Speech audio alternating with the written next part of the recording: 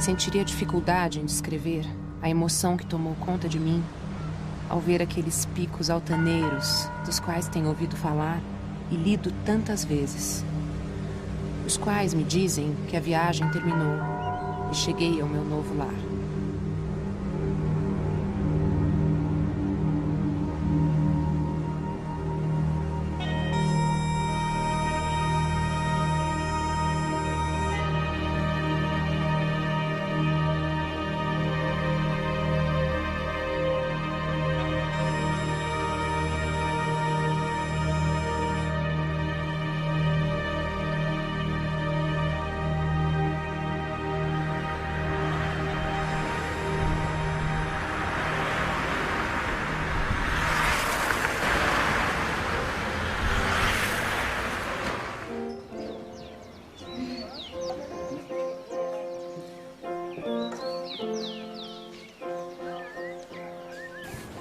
Marcos, a Bíblia de Mel ficou aonde?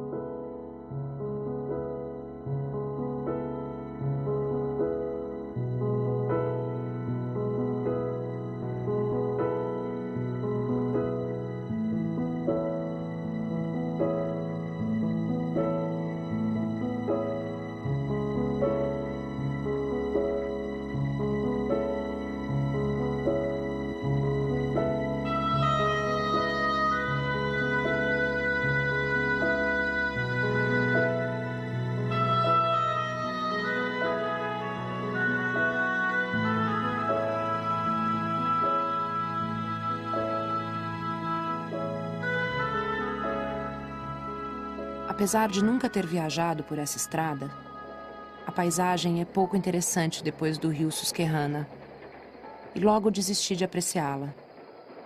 Concentrei-me nos sentimentos que naturalmente se apossam de quem sai de casa para viajar pela primeira vez por longo tempo, sentindo-me um estranho em terra estranha.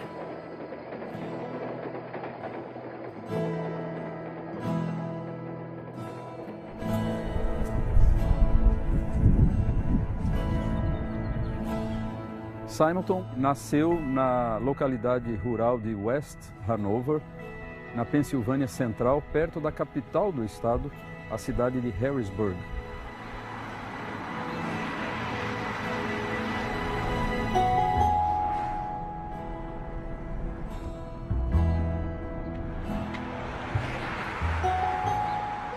Yes, that's right here. There's the name Simonton and the name Antigua. And Okay. this parcel of land was chartered in 1744, Wow. right here. Uh-huh. This whole thing was their Oh, the whole property. thing? Yes, Ah, okay. everything within these good. lines here was owned by the Simontons.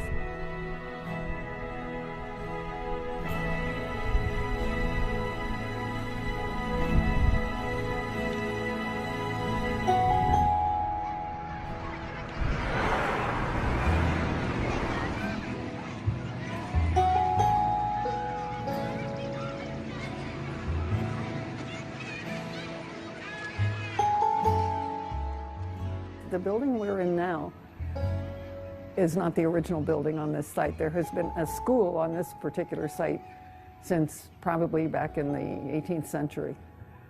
But buildings fall down and are rebuilt, and this is the latest version of the Oak Hall School. where one of the Simontons was a student at one time.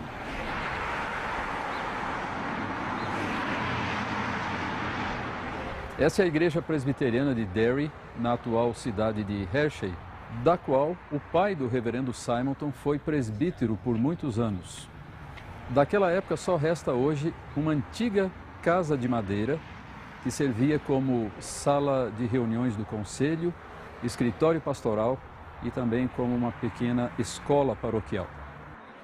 Justin, I'm very happy that the citizens of Hershey have preserved it. It's one of the oldest buildings in this part of the country, and built in 1732, which was the same year George Washington was born. And what was the use of this building? This was a session house. I think they also held church services here. Children met here to have some schooling. Okay.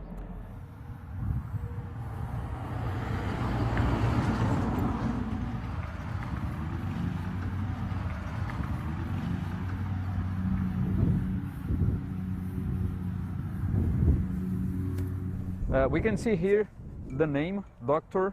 William Simonton, died in May 1846. And here we have another very important tombstone connected to Old Hanover Church and also to the Simonton family, which is Reverend Ashbel Green Simonton's grandfather. What do you know about this man? Well, I know he was the minister at the Presbyterian Church here in Hanover, East Hanover. And beyond that, I'm afraid I don't know too much about him. I read somewhere that he pastored this church for 56 years. Yes, yes. That's old. Yeah. It sure looks old, doesn't it? So the Stone House is a little house right there. Com o falecimento do seu pai e também do seu avô, a família se mudou então dessa localidade rural, a fazenda Antigua, para a cidade próxima, a capital Harrisburg. A primeira opção vocacional dele foi o magistério. E em conexão com isso ele fez uma famosa viagem que ele descreve com muitos detalhes no seu diário, ao sul dos Estados Unidos, onde ele teve uma experiência na área da educação. Essa viagem toda levou mais ou menos 1 ano e meio, e ele foi até a cidade de Starkville, no Mississippi, onde ele por algum tempo dirigiu uma academia para meninos. Na volta para casa, ele mudou de ideia quanto ao seu futuro trabalho, achou que seria melhor tornar-se um advogado, e chegou até a estudar um famoso compêndio de direito. Mas então aconteceu aquele evento na sua igreja, agora na cidade de Harrisburg. Houve um avivamento naquela igreja e ele foi alcançado, por esse avivamento, e junto então com essa experiência religiosa profunda veio o desejo de fazer finalmente a sua profissão de fé, tornando-se membro, e também a vocação para o ministério. I'm reading from the session record for May 1, 1855, for the English Presbyterian Church, and the notation is that the following persons were examined as profession of their faith in Christ and were received to church privileges. And among the persons received that day, we find the name of Green W. Symington. And then, looking ahead to July 8, 1858, we find the notation that a number of members were transferred to what was becoming the Pine Street Presbyterian Church, and we find the name of Mr. Symington in the record along with other members of his family.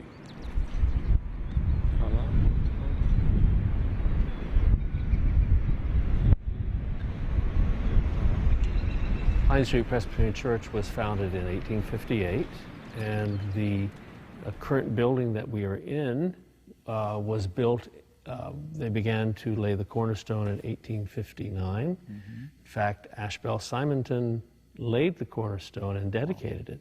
Well, I knew about his great heritage, his work in missionary work in Brazil. I think in some way that heritage has been inspirational to our continued commitment to mission here in our community and abroad. We've got a wonderful legacy of sending out mission teams.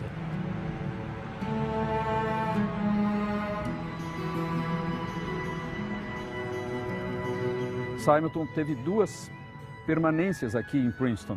Primeiro, estudando no College, que hoje é a Universidade de Princeton, e posteriormente no Seminário Teológico.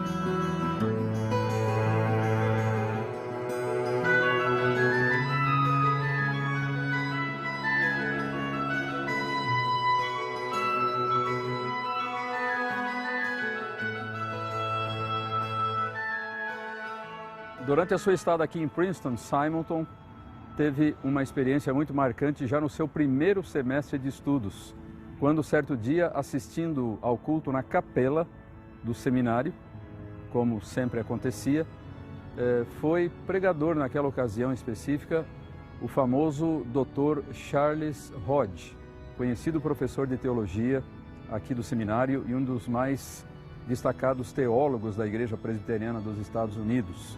Então, nesta ocasião específica, o Dr. Hodge fez um apelo em favor das missões estrangeiras, mostrando a necessidade de novos obreiros para os campos. E foi então a partir dessa ocasião, desse culto e desse sermão, que Simonton começou a pensar seriamente na possibilidade não de ser um pastor aqui no seu próprio país, mas de ser um missionário em outro país, em outra parte do mundo. E com o passar do tempo ele acabou se decidindo pelo Brasil e se apresentando oficialmente como candidato à Junta de Missões Estrangeiras da Igreja Americana e, com o correr do tempo, acabou sendo, conforme o seu desejo, enviado para o Brasil, chegando ao Rio de Janeiro no dia 12 de agosto de 1859. Simonton passou o primeiro ano da sua residência no Rio de Janeiro pregando quase que somente em inglês, para viajantes que passavam por ali e também residentes estrangeiros da cidade.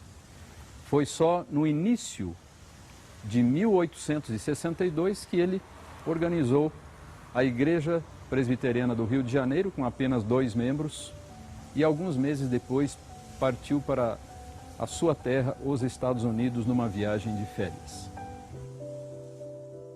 Em 1860, chegou o seu colega e cunhado Alexander Blackford, casado com a irmã de Simonton, Elizabeth, e no ano seguinte, então, à chegada de Blackford, chegou o terceiro colega, o terceiro missionário, que foi o reverendo Francis Schneider.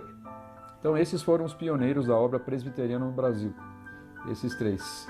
A única vez que Simonton foi aos Estados Unidos, quase 3 anos depois da sua permanência no Brasil, ele foi passar o Natal com uma família presbiteriana. E lá estava uma moça chamada Ellen. Parece que ele se namorou dela naquele dia. O fato é que namoro, noivado e casamento aconteceram em menos de 4 meses. Agora ele volta para o Brasil acompanhado de uma esposa. Eles comemoram o primeiro aniversário de casamento. Um ano de grandes bênçãos. Poucos dias depois era dar à luz o primeiro e único filho, uma menininha. E uma semana depois ela morre de complicações de parto. Então Simonton, que foi durante algum tempo solteiro, casado 1 ano, agora é viúvo. Então é difícil imaginar a extensão do sofrimento de Simonton. Foi nesse ano, 4 meses depois do falecimento da esposa, que Simonton fundou o primeiro jornal protestante do Brasil e da América do Sul, a Imprensa Evangélica. Ele teve que se acostumar com o povo, com a língua, com a comida, com a cultura, e ele teve momentos de abatimento com a sua dificuldade em aprender a língua portuguesa. O fato é que no ano seguinte ele começou a pregar em português, e não com muita rapidez, mas começaram a haver conversões, e eles organizaram a primeira igreja presbiteriana do Brasil no Rio de Janeiro.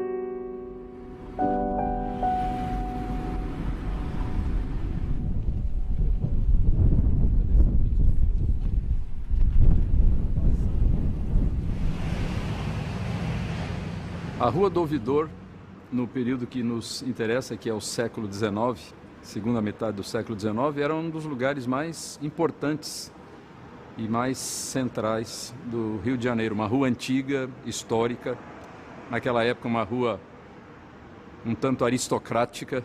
Aqui foi a primeira sede da pequena comunidade presbiteriana do Rio de Janeiro, fundada pelo reverendo Simonton.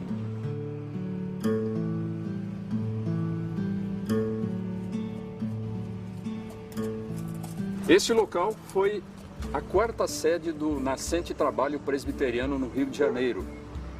Anteriormente, a igreja já havia estado em 3 outros endereços na região mais central da cidade, na Rua do Ouvidor, depois na Rua do Cano, ou 7 de Setembro, e na Rua do Regente. E então vieram para cá em 1867, aqui permanecendo por 3 anos e meio até 1870. Então, no térreo ficava uma cervejaria, onde nós vemos esses arcos, e então nos pavimentos superiores estavam as instalações da igreja. No primeiro pavimento, o salão dos cultos e também uma pequena livraria e a escola paroquial. No segundo pavimento estava localizado o pequeno seminário presbiteriano e o alojamento dos estudantes. E então no último pavimento havia um pequeno apartamento que era ocupado por uma família da igreja, a família do poeta Santos Neves. E aqui então a igreja desenvolveu as suas atividades por 3 anos e meio, e saindo daqui foi então para o endereço atual, a antiga Travessa da Barreira, hoje a Rua Silva Jardim. Então aqui atrás deste muro estão algumas das instalações desta grande unidade central aqui do Corpo de Bombeiros no Rio de Janeiro. Aqui é o coração do Corpo de Bombeiros, né? Todas as operações de salvamento, elas são controladas a partir daqui. Ok. E aqui então é que ficava localizado aqui o são prédio. as ruínas, não tão ruínas, porque já foram tratadas, né? Certo. Mas seriam as ruínas originalmente onde funcionou o salão de cultos, né? Onde Simonton pregava originalmente. Essas colunas são as mesmas do tempo. Muito interessante. Essa coluna é a história, essa coluna já existia. Esse imóvel foi muito maior do que todos os 3 anteriores que a igreja havia ocupado. E por que a preocupação de alugar um imóvel maior? Porque aumentaram muito as atividades da igreja a partir de 1867, quando houve a mudança para cá. E pouco tempo depois iniciou-se a construção do primeiro templo, que foi inaugurado em 1874, 4 anos depois que saíram daqui, deste imóvel. E que foi o primeiro templo presbiteriano do Brasil. E que serviu à igreja durante mais ou menos 60 anos, até a construção da atual igreja chamada Catedral Presbiteriana.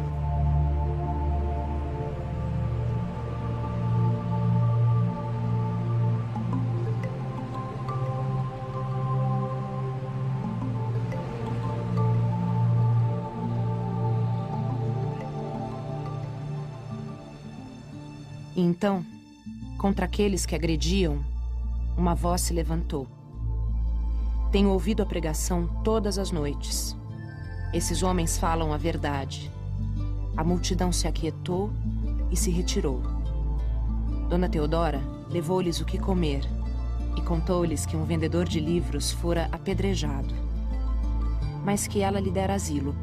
Embora não soubesse ler, pediu aos que a visitavam que lessem para ela o livro deixado em sua casa. Sabia agora que eram os missionários, gente do livro. O país é chamado cristão. Os habitantes chamam-se cristãos. Templos dedicados ao culto encontram-se em toda parte. Os nomes de Deus e de Jesus, seu filho, são conhecidos e, contudo, o povo não conhece o Evangelho.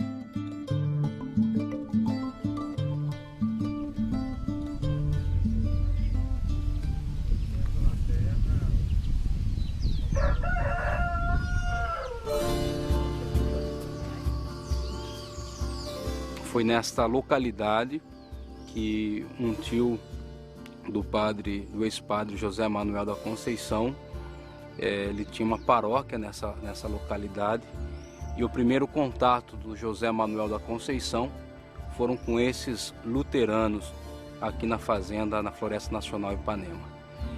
E é interessante que o José Manuel da Conceição, o seu interesse foi, na verdade, o aprendizado da língua alemã. E ele aprendeu a língua alemã através de algumas literaturas protestantes e alguns ensinamentos e pensamentos de Lutero. Bom, nós estamos dentro da fábrica de ferro que fazia as armas brancas para o Império. Em volta desta fábrica nós temos a vila, que seria chamada uma vila industrial. Ao lado da vila industrial tem uma pequena paróquia. E daí ele foi percorrendo várias cidades. O grande foco do ministério do José Manuel da Conceição foi a cidade de Brotas. Foi nessa cidade que ele desenvolveu boa parte do seu ministério e do seu trabalho. Em 15 de dezembro de 67, que é lida, né, a excomunhão dele da Igreja Católica daqui em Brotas. Aí o padre local que lê a sentença para o povo. Ordenando para que ninguém, né, abrigasse a nova prática que o Conceição havia abraçado, né? E um outro fato interessante também é o livro primeiro de Atos da nossa igreja. Sim. Aqui, ó, ao princípio de novembro de 1863, o senhor Blackford encontrou em sua casa, perto de São João do Rio Claro, o reverendo José Manuel da Conceição, que havia pouco tempo deixado de ser vigário de Brotas. Então, em 63 ele deixou de ser vigário aqui em Brotas. No livro fala que é 1860 que ele vem para cá, que ele começa a conhecer. Em maio de 1864, o senhor Conceição visita São Paulo e teve várias conferências com o senhor Blackford. E a 23 de setembro de 64, apresenta-se na casa do seu Blackford em São Paulo, com o fim de deixar inteiramente a Igreja Romana. O Conceição, ele é um homem apaixonado pela garra, o entusiasmo que ele tinha. E ele passara em alguns lugares, né, como padre, né, e ele havia semeado a doutrina, os ensinamentos da Igreja de Roma. E ele ia de novo voltando a esses lugares e mostrando a nova fé. E isso, como ele era um homem apaixonado e ele havia entendido essas verdades, ele queria também, onde ele havia passado, que as pessoas também e as famílias que, né, ele havia conhecido também pudessem, né, conhecer e saber, né, de Jesus, o que Jesus faz na vida dele. No dia 13 de novembro, reunidas na casa do senhor Antônio Francisco de Gouveia, o senhor Conceição pregou, assistindo mais de 30 pessoas. Em seguida, foi organizada a Igreja Evangélica Presbiteriana de Brotas.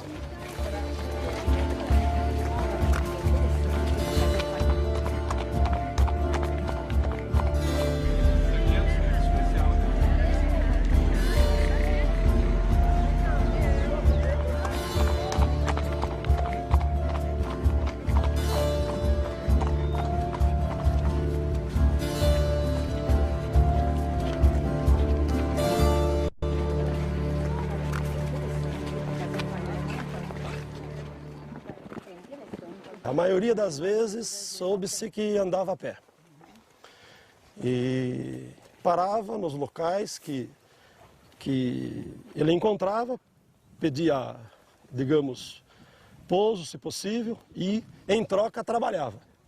O reverendo José Manuel da Conceição oferecia, vamos dizer, préstimos em favor, porque Ele não tinha com o que pagar necessariamente.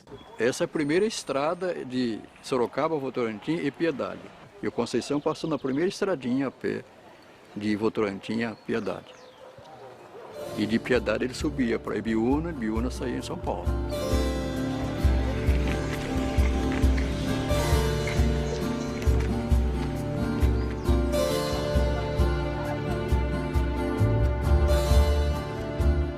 Tem que semear a palavra de Deus. Hoje mesmo nós tivemos o privilégio de semear 20 novos testamentos e a Federação da UPH saiu semeando folhetos, né? Então, por onde passou o José Manuel da Conceição, nós estamos repetindo, não certamente com o mesmo entusiasmo que ele fez, porque tinha mais coisas profundas a respeito da vida dele. Mas para nós é uma satisfação muito grande, né? O reverendo José Manuel da Conceição, ele estava doente. Já pelos anos 65, 66, mesmo quando da sua ordenação, ele não tinha boa saúde. E ele foi, assim, uma pessoa que, se tivesse permanecido na Igreja Católica Romana, com certeza estaria, no mínimo, beatificado, um santo. E ele morreu à míngua, ele morreu pregando o Evangelho e foi atendido num hospital de um laboratório do Exército, um laboratório químico, pirotécnico, que ficava aqui no Rio de Janeiro, no subúrbio de Campinho. Estava se comemorando um evento religioso católico também.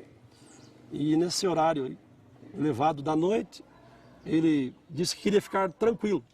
E há quem diga que ele desejou ficar a sós com Deus. O reverendo Boanerges faz essa menção no seu livro, que ele, virando para a parede, silenciou-se. Depois voltaram da festa para perguntar alguma coisa para ele, fazer alguma interrogação. Aí quem estava a atendê-lo disse que ele já não estava se mexendo mais. E aí comprovaram que ele havia morrido. Então dá a entender-nos que ele morreu na madrugada do dia 25 de dezembro de 1873. A igreja está na beira do caminho onde Conceição passou. Então eu sempre incentivo o pessoal a ler a história, porque se a gente existe é porque tem uma história. E a Igreja Presbiteriana tem uma história muito especial. O Evangelho Presbiteriano é o Evangelho da razão, não é só da emoção. A partir da província de São Paulo, o presbiterianismo se irradiou para o sul de Minas, o Triângulo Mineiro e os estados do sul, principalmente Paraná e Santa Catarina.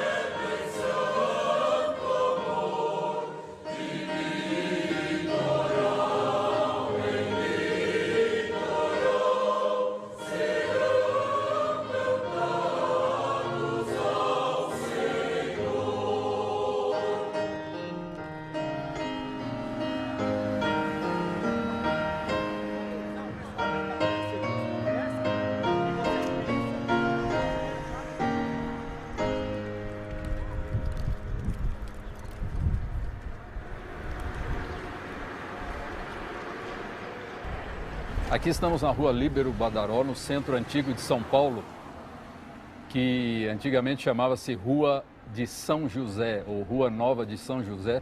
Mas essa foi a região em que começou, em 1863 e 64, a obra presbiteriana em São Paulo. Também associado a esse lugar foi a ordenação do primeiro ministro evangélico da história do Brasil, brasileiro nato, que foi o reverendo José Manuel da Conceição. Em 1864, a missão norte-americana alugou esse imóvel que foi ocupado pela igreja durante vários anos e no qual aconteceram algumas coisas muito importantes do nascente presbiterianismo paulista. Mais tarde, a rua Líbero Badaró foi alargada já na década de 1920 e todos os imóveis deste lado foram demolidos, inclusive o antigo casarão, o antigo sobrado colonial que havia sido ocupado pela igreja durante alguns anos. Algumas coisas importantes que aconteceram aqui foram as seguintes. Em primeiro lugar, a primeira sede da Igreja Presbiteriana de São Paulo e a residência do missionário, o reverendo Alexander Blackford. Outro evento importante associado com esse local foi a organização do presbitério do Rio de Janeiro. Esta foi a primeira sede da escola americana, a antecessora do Mackenzie. Outro evento associado ainda com esse local, esse não agradável, mas triste para a igreja nascente, foi o falecimento do reverendo Simonton. Após chegar a São Paulo, não teve a melhora esperada, ao contrário, a sua condição de saúde piorou rapidamente. Ele veio a falecer então no dia 9 de dezembro de 1867, aqui nesse local, neste imóvel que era utilizado pela igreja.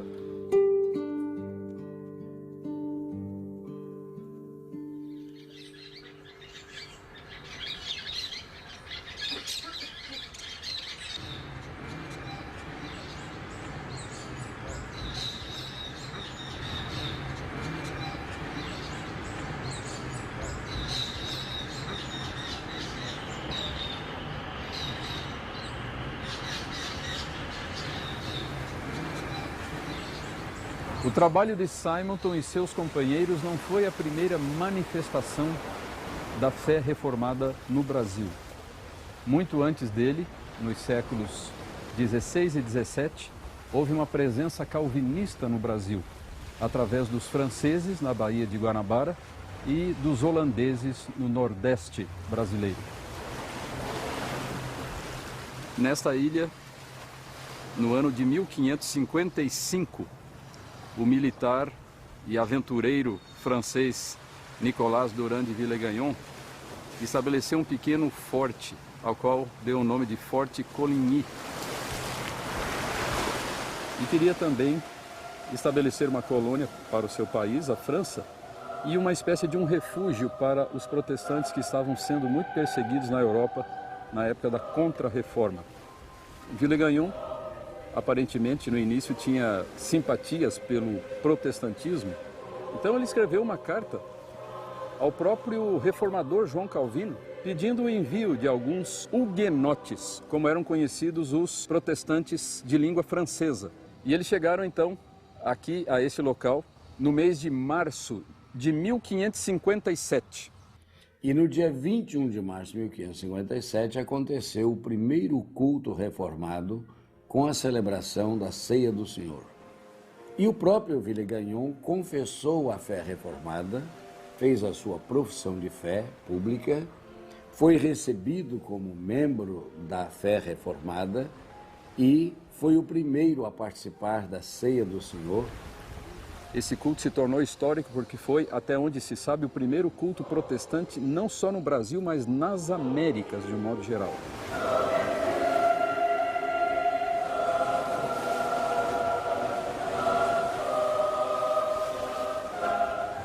Acontece que ali estava, naquela mesma expedição, um ex-frade jesuíta chamado Jean de Contac. E esse Jean de Contac foi ao ouvido de Villegagnon, o governador, e disse: olha, você está acolhendo os hereges de Lutero. Ele mudou de atitude, os prendeu, os acusou de serem espiões e lhes deu umas poucas horas para elaborarem respostas a uma espécie de um questionário teológico que ele apresentou para eles. Mas o fato é que eles, na cadeia, responderam essas 15 perguntas. Esses poucos leigos não eram pastores, os pastores ficaram no navio. Esses poucos leigos, em poucas horas, escreveram esse valioso documento que é conhecido hoje pelo nome de Confissão Fluminense, ou Confissão de Fé da Guanabara.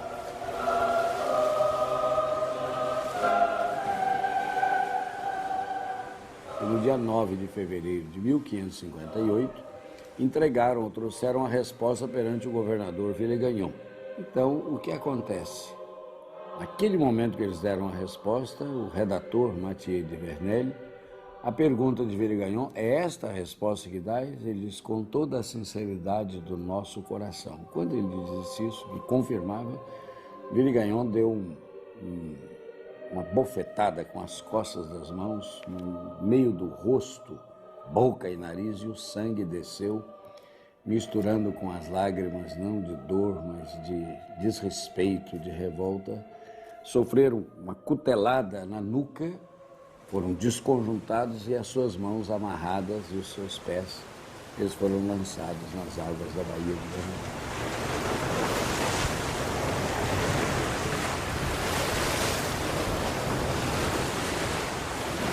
Senhor, nós, o teu povo aqui reunidos nesta manhã, elevamos as nossas mentes de coração aberto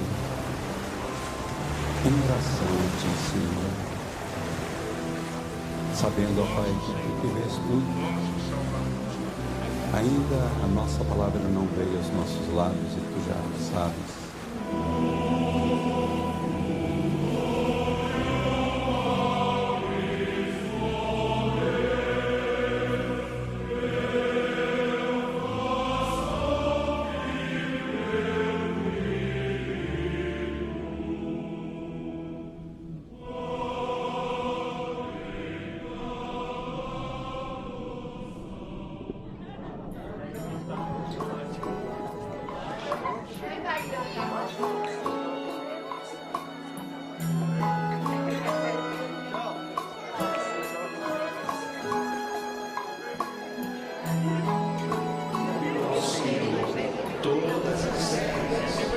Servir ao Senhor com alegria, apresentar-vos diante dele com canto.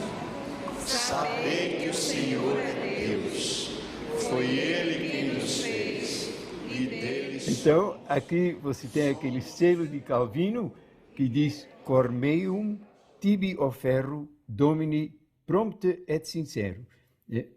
Meu coração a ti ofereço, ó Senhor, pronto e sinceramente. E aqui ele está com o coração na mão, não no sentido semântico brasileiro, né? Ficar com o coração na mão, mas realmente oferecendo a Deus o seu coração. Esse é o grande alvo de Calvino, a glorificação do Senhor. Levando a fé em outra direção, a direção mais bíblica, mais pacífica, mais serena, num ambiente também muito mais favorável, que foi Genebra. Então, nesse caso, nós temos dois polos, Alemanha e Genebra. E daí, graças ao apoio recebido, de Genebra a coisa se expandiu, né? Atingindo especialmente a Escócia, a Inglaterra, de certo modo, e outros países, né? Mas então, de fato, foi a invasão de 1630 que trouxe, além da invasão holandesa, trouxe também a Igreja Reformada. A companhia, que era a Companhia das Índias Ocidentais, que tinha feito essa invasão, decidiu que precisava de uma mão forte, de um líder reconhecido. Então, procuraram alguém e acharam o João Maurício de Nassau. A obra presbiteriana no Nordeste começou em 1872 com o reverendo Francis Schneider, que trabalhou em Salvador e organizou então a igreja que hoje é conhecida como a Igreja Presbiteriana da Bahia, a Igreja da Rua da Mangueira. No ano seguinte, em 1873, chegou um pouco mais ao norte, em Recife, o reverendo John Rockwell Smith, que foi o pioneiro da obra presbiteriana naquela região.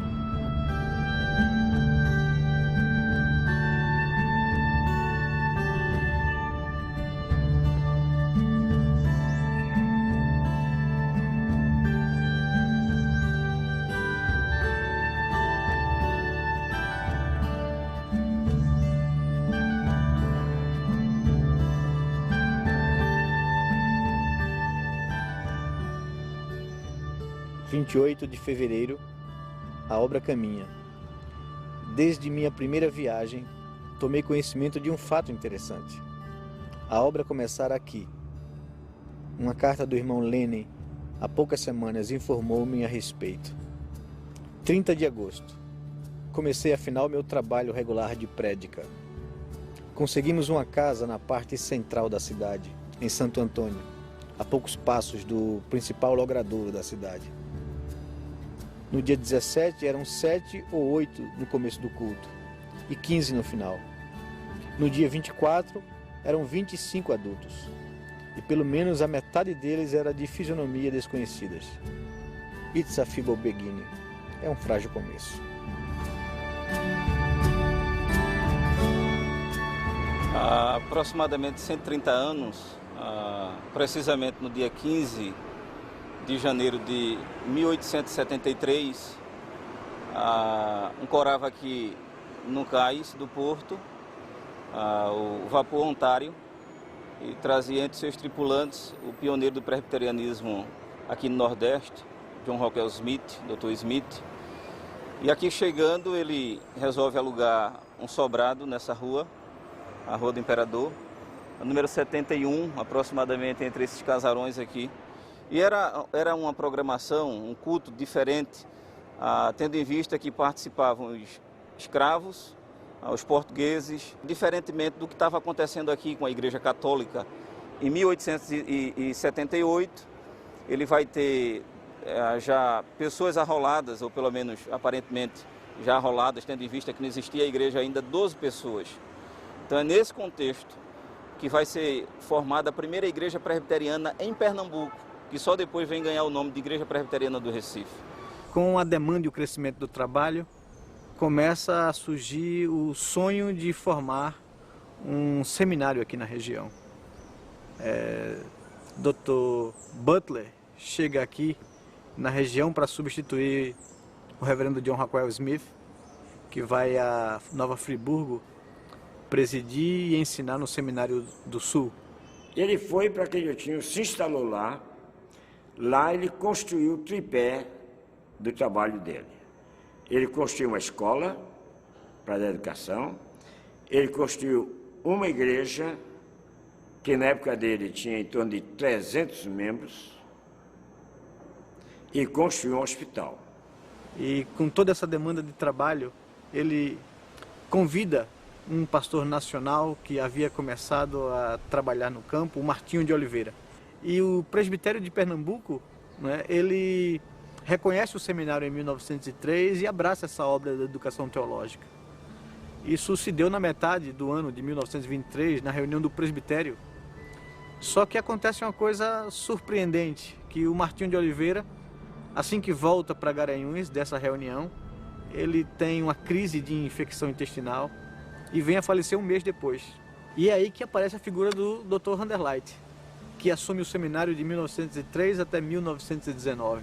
No culto fúnebre do Martinho de Oliveira, o Dr. Vanderleit prega um excelente sermão animador e ele fala uma frase que se tornou marco na história do seminário aqui.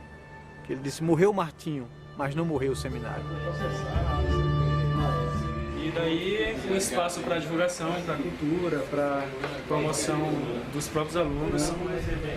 Aí esse é o nosso espaço. Então, a gente vai aprender com a teologia reformada a grande importância que é dada à igreja visível. Entre esses casarões aqui, onde ele se reunia, houve inúmeras perseguições. Pessoas que ficavam na rua esperando que, de repente, o culto acabasse. E eles eram apedrejados. O Dr. Smith muitas vezes foi apedrejado. A perseguição em comum continua neste mês. Nossa casa precisou ser retelhada 4 vezes em menos de 20 dias por causa das pedras.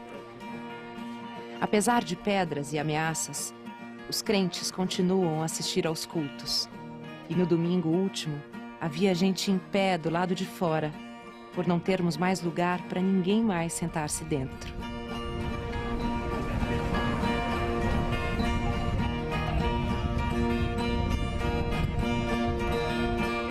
Dr. Bart era um médico daquele que tem ação.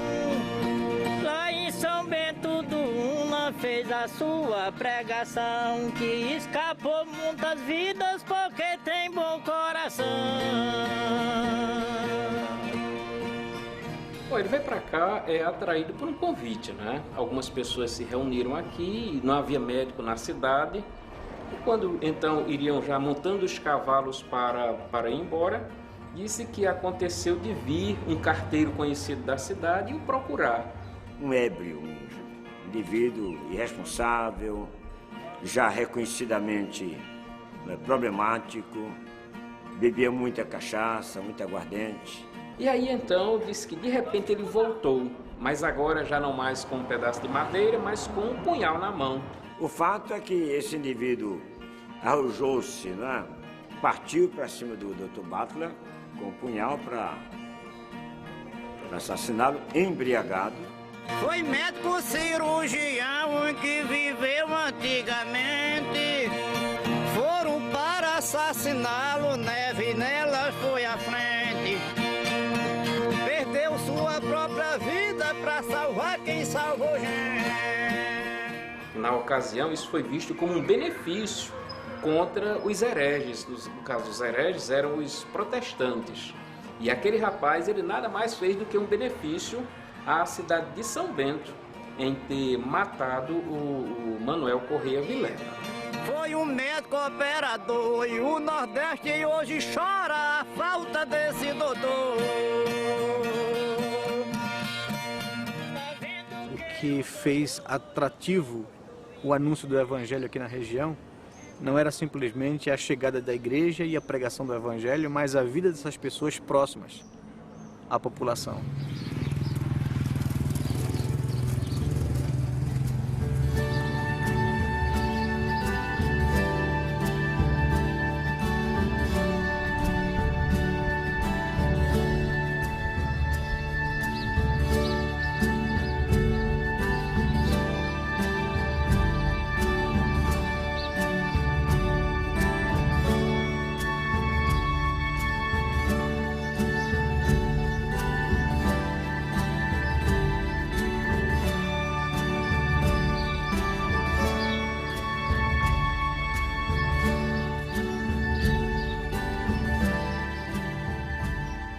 Além da Bahia e de Pernambuco, os missionários presbiterianos trabalharam em muitas outras regiões do Nordeste do Brasil, em especial Sergipe, Rio Grande do Norte, Ceará e Maranhão.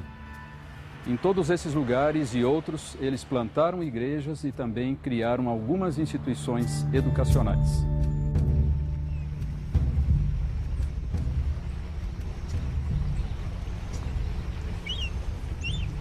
Leva-me para junto das águas de descanso. Refrigera minha alma. Guia-me pelas veredas da justiça por amor de seu nome. Ainda que eu ande pelo vale da sombra da morte, não temerei mal nenhum, porque tu estás comigo. Prepara-me uma mesa na presença de meus adversários. Unge-me a cabeça com óleo, o meu cálice transborda.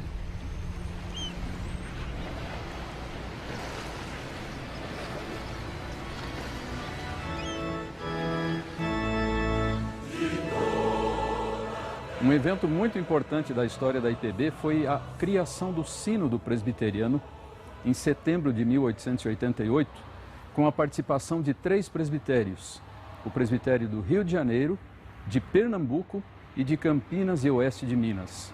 Foi nessa ocasião que a Igreja Presbiteriana do Brasil surgiu como uma denominação distinta das igrejas-mães norte-americanas.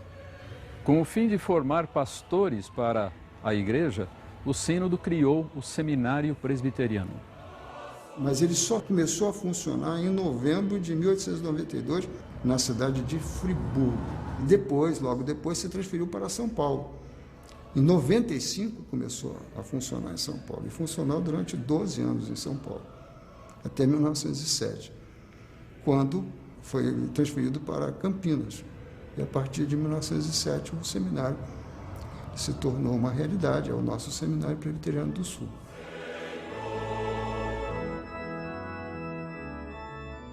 Tanto no Recife como aqui, o professorado era de alto nível.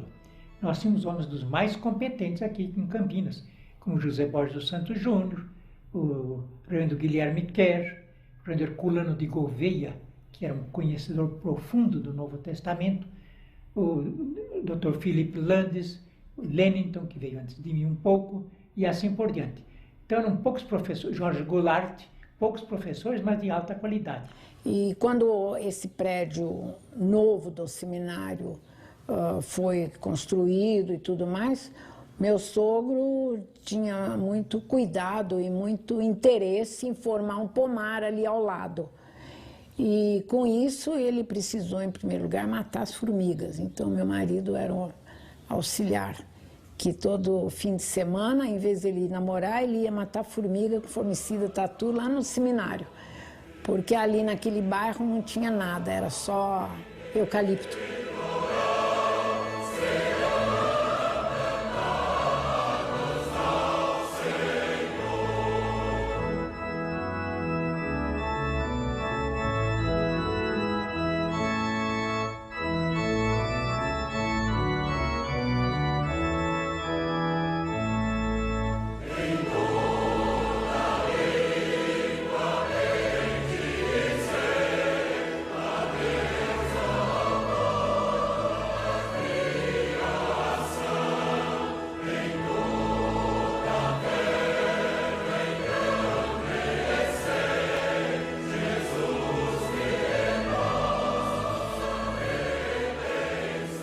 Além do seminário, os presbiterianos criaram muitas outras instituições educacionais em diferentes regiões do país.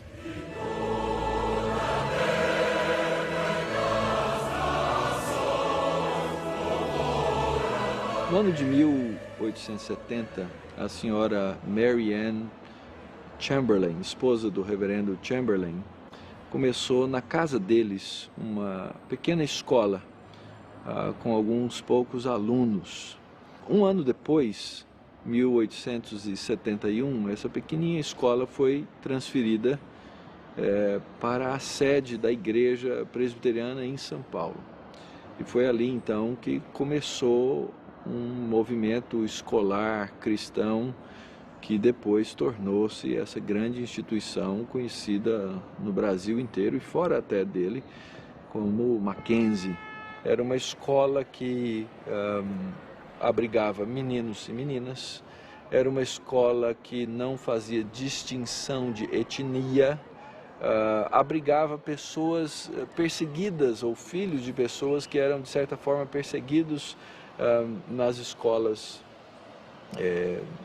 do governo, porque tinham ideias, posições contrárias.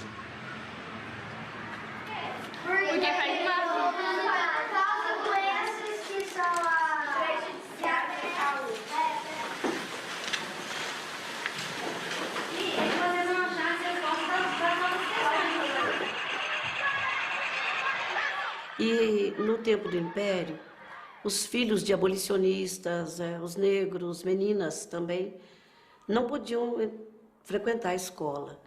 E os presbiterianos, os evangélicos, vieram com outra noção de igualdade.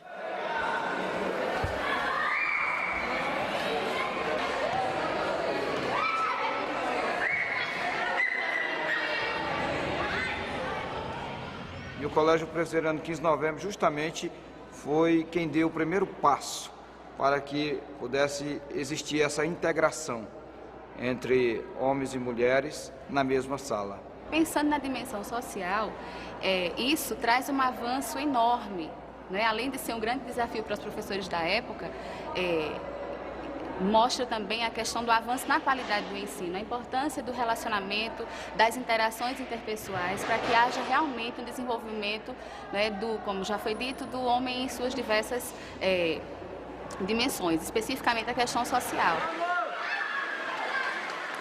Essa questão desse dia na semana, para ficar com a família, eu acho que era bem pertinente ao internato, porque eles introduziram o sistema de internato. Talvez sábado ou um dia da semana livre para convivência familiar era uma coisa muito atada à psicologia, muito interessante, porque são pré-adolescentes, eram pré-adolescentes, adolescentes, em transformação, em mudança física, em mudança psicológica, né?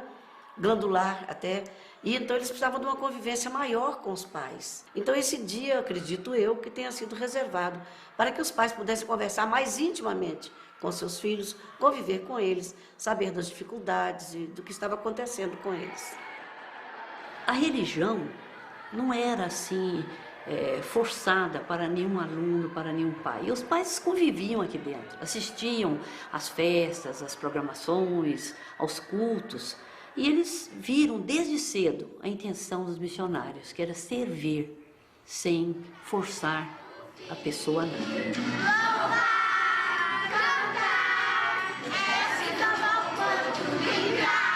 Como chocolate ou pão de mel, folha de carim, pincel.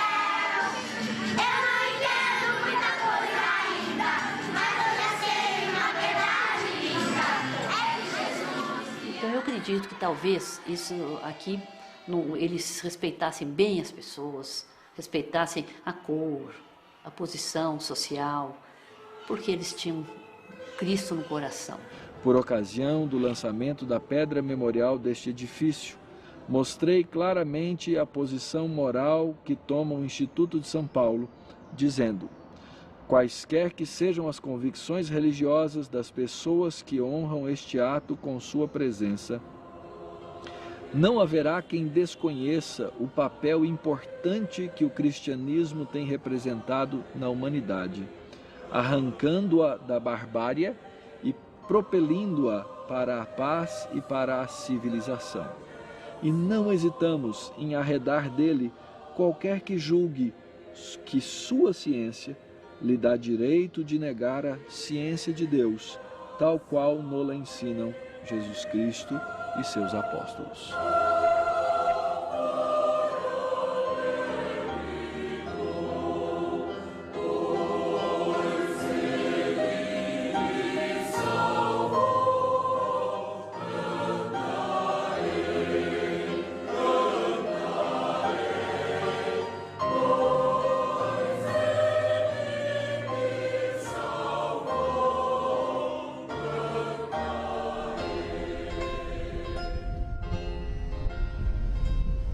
Os imigrantes alemães que se mudaram para Alto Jequitibá entraram em contato com o reverendo John Kyle, que era o pastor presbiteriano em Nova Friburgo. Este lhes deu uma assistência inicial por algum tempo e então convidou Matatias Gomes dos Santos para assumir aquele campo. Através do trabalho do reverendo Matatias é que se deu a organização da igreja, que aconteceu no dia 9 de março de 1902. O crescimento do presbiterianismo na região, ele de fato aconteceu no pastorado do reverendo Aníbal Nora. Foi na época do reverendo Aníbal Nora que a igreja se expandiu para o norte do estado do Rio de Janeiro, para o Espírito Santo, né? E cresceu de maneira bastante significativa nessa região. O colégio se desenvolveu muito no pastorado do reverendo Cícero Siqueira. O colégio evangélico começou com a dona Constância Nora, que é a esposa do reverendo Aníbal Nora, inicialmente para alfabetizar as crianças, e dali a gente teve o pontapé inicial para a criação do colégio evangélico. A filha mais velha já completou os 100 anos, né, que é a igreja presbiteriana de Manhuaçu. As pessoas também que aceitavam, né, os novos convertidos, eles se tornavam em verdadeiros proclamadores dessa mensagem, né? Eles ficavam tão maravilhados com as transformações que o Evangelho realmente produzia nas suas vidas, que eles saíam divulgando esse Evangelho. E lá, por exemplo, em Governador Valadares, né, Deus usou um homem, um leigo, chamado Eusébio Cabral. Esse homem era muito rico, ele tinha fazendas aqui no Espírito Santo, vendeu e foi lá para o Rio Doce. E ele comprou muita Bíblia e começou a distribuir Bíblia. Ele não sabia pregar, ele não conhecia muito o conteúdo da Bíblia, mas ele era apaixonado pela palavra de Deus. Ele se converteu lá no Rio de Janeiro, na Catedral Presbiteriana, ouvindo o reverendo Álvaro Reis. Né? Então ele foi para Valadares e ele usou a Bíblia e distribuiu a Bíblia. E quando o reverendo Aníbal Nora foi lá pela primeira vez, o primeiro pastor chegou lá em Governador Valadares, já haviam cerca de 40 convertidos por causa da palavra de Deus. E lá se foi a procissão. Primeiro, invadiram a casa de Pedro Eusébio e nada encontraram. Frustrados e ainda mais enfurecidos, partiram em passeata para o templo, no alto da cidade. Em 1905, o reverendo Constâncio Homero Menha, ele veio residir em Calçado. Ele morava em Niterói e foi, inclusive, o primeiro pastor presbiteriano a residir no Espírito Santo. A partir daí surgiu alguns boatos, por exemplo, de que aqueles que se converteram ou que se convertiam, eles eram motivados a jogarem os seus santos no rio. Daí, então, em 1909, houve a queima do templo. 101 pessoas vieram no sentido da igreja, que era exatamente nesse mesmo local, e aqui eles, então, depedraram o templo, queimaram os livros, o harmônio e uma série de artigos da igreja foram empilhados lá de fora da igreja, queimada, a fumaça ela foi alta. E ainda hoje as pessoas comentam isso. Ah, que ignorância, por que fez isso? Né? Para que cometeram esse erro tão grave? A história ela acabou sendo favorável, né, ao presbiterianismo, ao protestantismo na nossa região, porque gerou realmente essa procura maior pela igreja.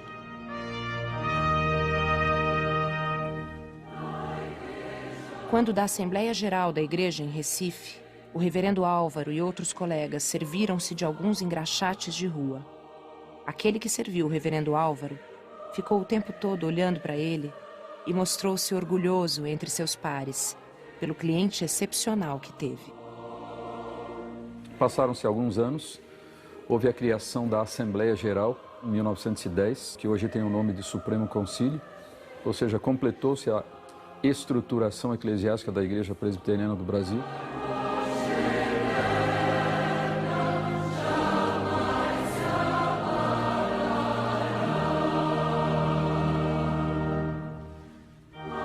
Um personagem que desponta de maneira muito marcante nesse período de que nós estamos tratando é o reverendo Erasmo Braga. Ele participou em 1916 do famoso Congresso do Panamá. Ele liderou o maior esforço que já foi feito até hoje de aproximação e cooperação das igrejas evangélicas do Brasil em torno de uma série de projetos extremamente relevantes, tanto para as igrejas quanto para a sociedade brasileira. Em 1950 foi aprovada a nova Constituição da Igreja Presbiteriana do Brasil, que permanece em vigor até hoje. E no ano seguinte, 1951, foram promulgados o Código de Disciplina e os princípios de liturgia.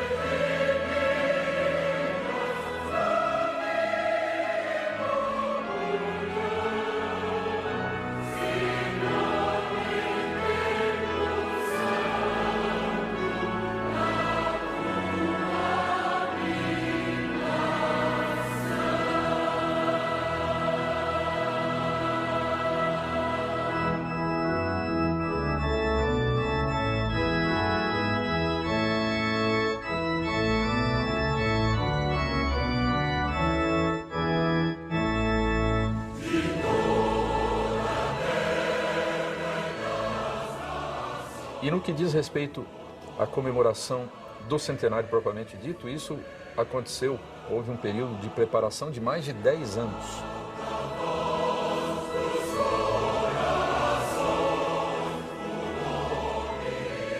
Foi nomeada uma comissão que ficou conhecida como a Comissão Unida do Centenário, porque envolvia não só pessoas da Igreja Presbiteriana do Brasil, mas de outras denominações presbiterianas que havia no país. Essa comissão conjunta que elaborou o programa, no sentido do programa em termos nacionais, né? Realização muito boa. E o Borges era o presidente do Supremo Concílio naquela ocasião, também fez várias viagens, fazendo campanha para que cada presbiteriano ganhasse mais um presbiteriano, no sentido de dobrar o número dos presbiterianos no Brasil. E nós fizemos a nossa parte e a nossa menina Margaret nasceu naquele ano. Então eu consegui mais um presbiteriano naquela ocasião. e em setembro de 1958 o Brasil presbiteriano, unindo então o puritano e norte evangélico. Mas o objetivo era justamente que no ano do centenário houvesse um órgão único representativo da nação, né? Então, promovendo a integração norte e sul. Então, havia realmente um espírito muito bom. Um entusiasmo muito grande no sentido de que, se num século de começo, de perseguição, de dificuldades, a igreja cresceu a um ponto tão alto, que iria acontecer no segundo. E meu marido pôde ir ao culto especial lá no Rio de Janeiro, onde, bom, um culto muito especial, com todas as autoridades da igreja presbiteriana, e teve a presença do presidente da República, o presidente Dr. Juscelino Kubitschek, que compareceu a esse culto. Aquilo que a gente viu no Rio de Janeiro, especialmente, na reunião do Supremo Concílio, nas demais reuniões, mesmo quando Kubitschek veio lá à igreja na Silva Jardim, olha, foi uma coisa impressionante. Muito. Para não esquecer mesmo.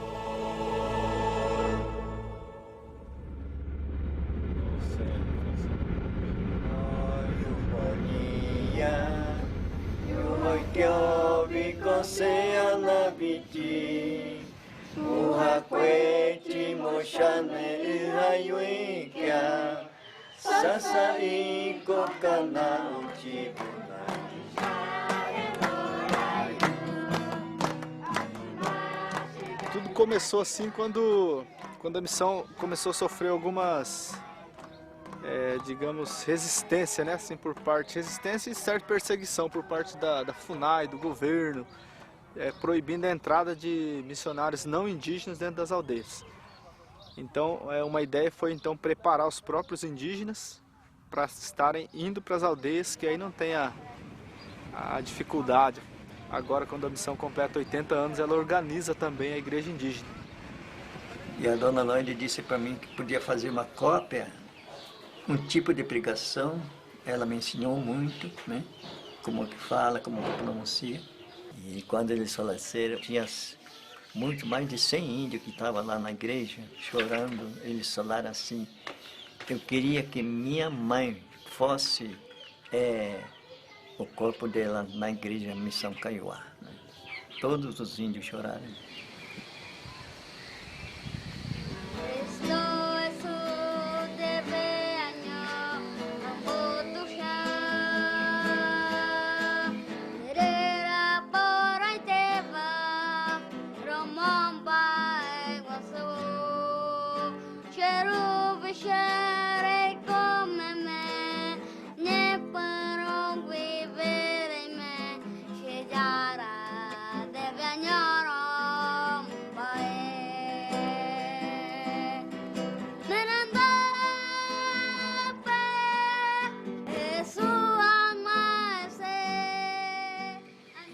Randall Maxwell tinha uma visão interessante a respeito uma visão, eu diria, holística para alcançar o ser humano na sua totalidade, não é? Então, em São Paulo, ele já estava pensando que ele não poderia vir sozinho como um pregador do Evangelho, porque os índios aqui precisavam de mais do que isso. Além da mensagem de salvação, eles precisavam de comida, precisavam de remédio, então ele montou uma equipe trazendo junto com ele, não é, um médico, um agrônomo e um professor. Dona Lloyd, em 43, nesse período que ela saiu da missão, ela casa com o reverendo Orlando. Em 43, o casal vem substituir o reverendo Maxwell, que já tinha saído daqui. Eles vieram substituir. E ficaram aqui na missão de 43 a 85. Até que em 85 nós viemos para cá substituir o casal também, já estava velho. Leva-me para junto das águas de descanso. Refrigera minha alma. Guia-me pelas veredas da justiça, por amor do seu nome. Ainda que eu ande pelo vale da sombra da morte, não temerei mal nenhum, porque tu estás comigo. Preparas-me uma mesa na presença dos meus adversários. Unges minha cabeça. Tinha assim uns barulhos de pegadas de um burrinho. E junto do burrinho tinha um homem. Esse homem era samaritano. Então, desde o lugar que ele o encontrou, ele teve que andar a pé. Então, ele estava preocupado com aquele homem que ele encontrou no caminho? Era parente dele? Identidade familiar. Como é que a sua família é conhecida? Como as pessoas identificam você como cristão e como alguém da família?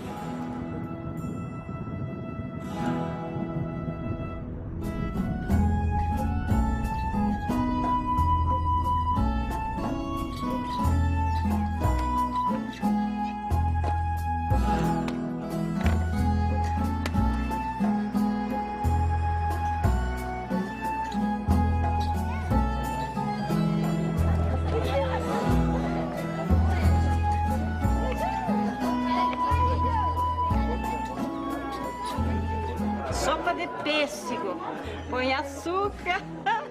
Aí fica bom. Fica bom.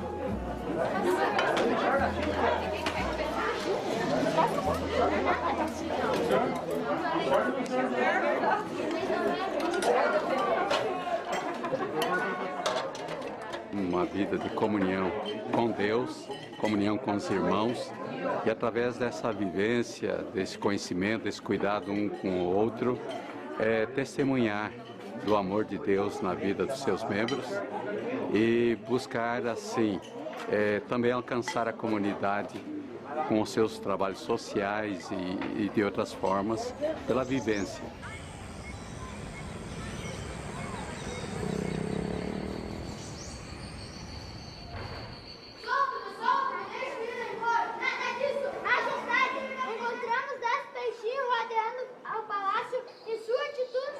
Tinha rebelião e daí veio correndo falando isso, né?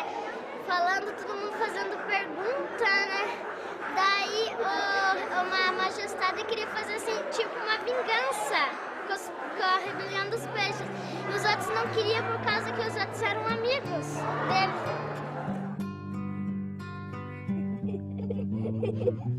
Uma palavra perdida, já quase esquecida, me fez relembrar.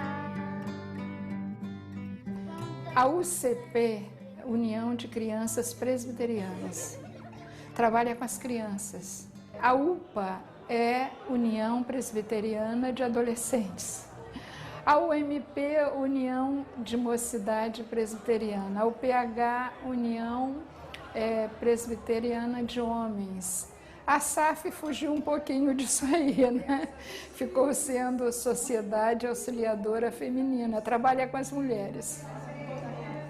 Quando há sociedade interna numa igreja, é mais fácil de se ajudar, é mais fácil de fazer todo o trabalho. Então, eu creio, tenho certeza, que as sociedades internas têm um grande valor dentro da igreja.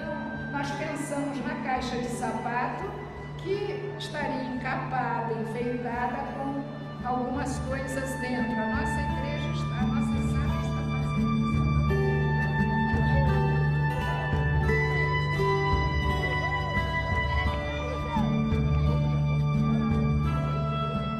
Outra coisa, nós somos uma igreja que não exploramos o Estado. Nós temos a consciência que nós temos a obrigação de formar cidadãos que prestem um serviço à sociedade, mas não a igreja em si ser parte do Estado ou buscar benefício do Estado, porque o Brasil é um Estado laico e nós devemos manter o nosso Estado como laico. E a igreja, dentro do Estado laico, ela tem as suas obrigações e ela não pode ultrapassar a sua barreira. E eu creio que a igreja tem a obrigação de ser a consciência do Estado, tem a obrigação de prestar um serviço na formação da cidadania, tem a obrigação muitas vezes de dizer ao Estado aonde deve consertar nessa ou naquela área, mas sendo sal e sendo luz. Ela não tem uma ação política, de engajamento político. No momento que nós vivemos, nós queremos que a igreja não é um partido político e nem pode ter um engajamento político. Procurar ensinar a pessoa. Para nós é muito importante o ensino, para que de fato a pessoa saiba o que ele está fazendo, por que ele está fazendo e quais são os pontos básicos da sua vida a serviço de Deus neste mundo que nós vivemos. Eu preciso ensinar para o pai como ele deve ser pai cristão, para o filho como ele deve ser filho cristão, para a esposa como deve ser esposa cristã. E nesse entrosamento, então, a família vai ter comunhão, vai ter vida, vai ter edificação, vai ter assistência, vai ter tudo aquilo que Deus quer que nós tenhamos para a glória de Deus. A igreja é a teovisão terapêutica, ela é curativa nesse mundo. A igreja que não cumpre o seu ministério terapêutico, ela não é igreja do Senhor Jesus Cristo.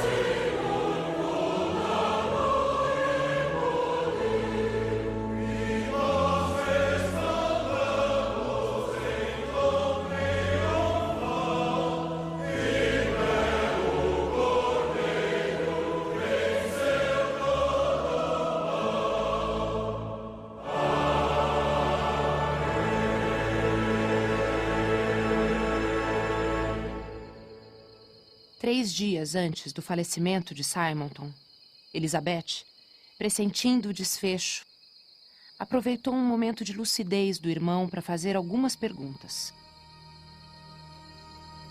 Tem algum recado para os amigos nos Estados Unidos? Nada de especial. Diga-lhes que os amei até o fim. Alguma mensagem para a junta de missões?